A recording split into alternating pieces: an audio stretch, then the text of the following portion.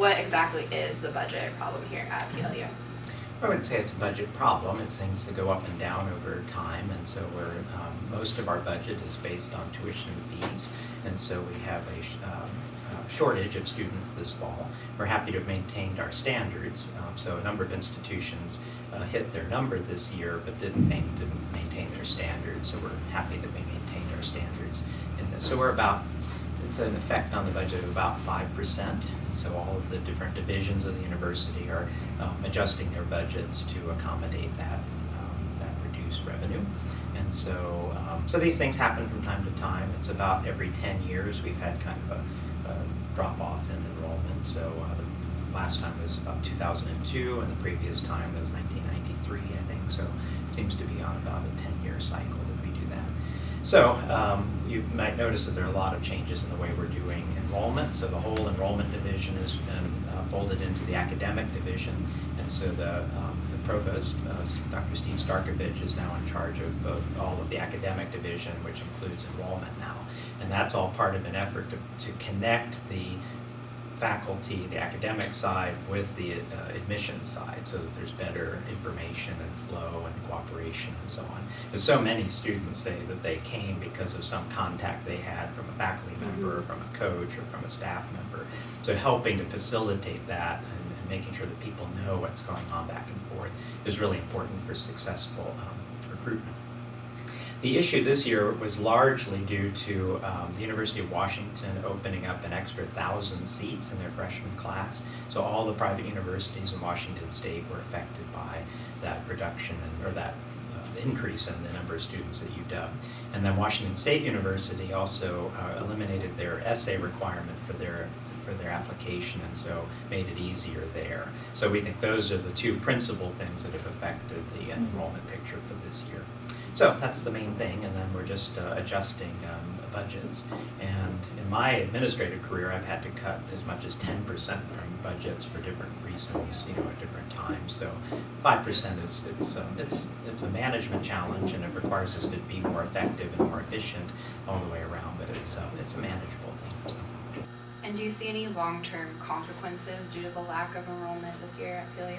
Well, whenever you bring in a class smaller than you want, or even when you bring in one that's bigger than you want, it winds up affecting you over the 4 years that the students are here. Mm-hmm. Our current senior class is the largest class we've ever had, so that we'll have to manage next year. The total population will be smaller because we will have lost all of that whole group of seniors. But losing them, of course, is what we're all about, is graduating that group. Yeah. So we're happy about that group. But so you'll notice over years that there'll be this kind of up and down. You see every institution goes up and down in terms of enrollment. So we have good strategies in place for it's a multi-year thing to manage the enrollment. So, and you'll see we'd like the graduate number to rise, but we don't want it to rise faster than it should in a way, because we really need the programs to be very, very well done and well managed and everything, and we don't want to have sort of uncomfortably large groups coming in. We want to manage that very carefully.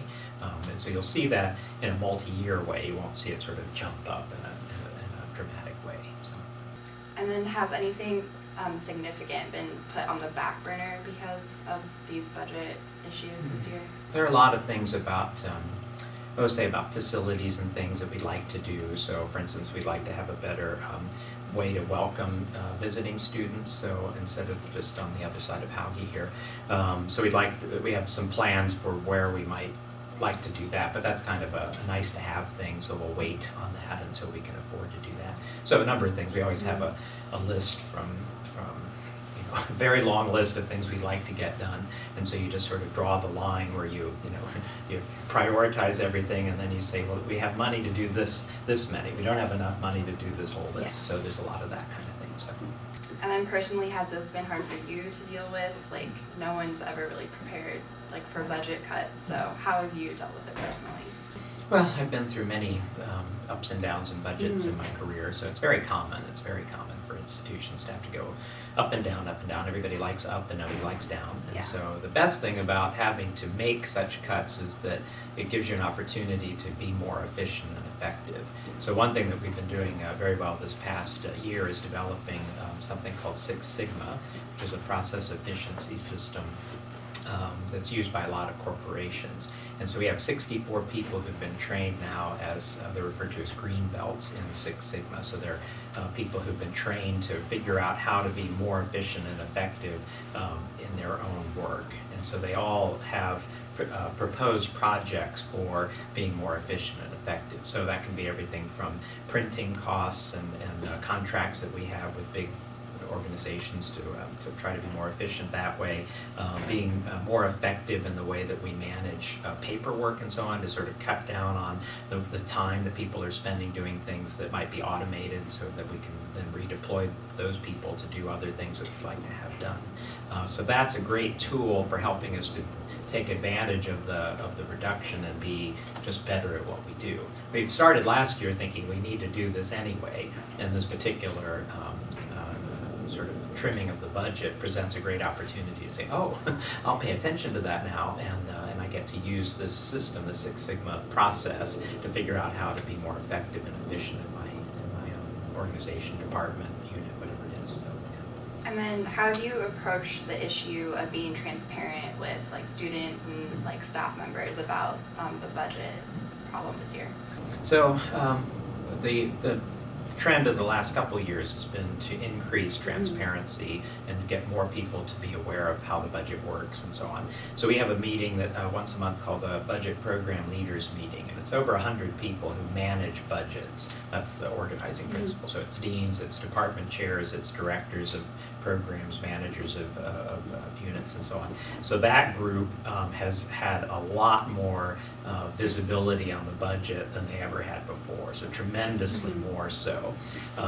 In order to be as open and transparent and participative as we can be in financial matters, we need to have more people aware of how the finances work and how budgets work and so on. So Terry Phillips, our Associate Vice President for Human Resources, has been running a series of training sessions for budget, to learn how to do the budget and to learn how to do it even better. Is there anything that you'd like to add?